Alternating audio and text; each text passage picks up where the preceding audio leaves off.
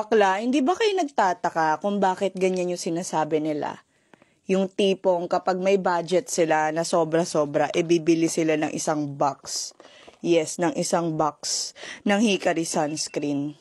Kasi mga badeng, maganda talaga yung Hikari sunscreen. At ang nakakatuwa kasi bakla, yung mga user talaga yung may dahilan kung bakit napapabili yung mga tao.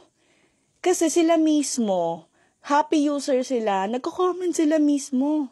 Lagi ko nga sinasabi sa inyo na kaya ako napabili ng Hikari sunscreen, bading, dahil sa mga user talaga. Kasi bago ko bumili ng product, talagang minimake sure ko muna yung comment section is talagang organic.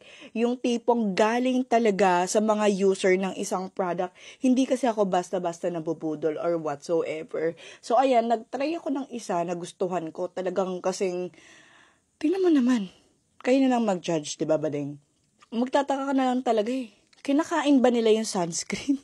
Ako talaga, happy user ako ng Hikari at talagang masasabi kong sumakses.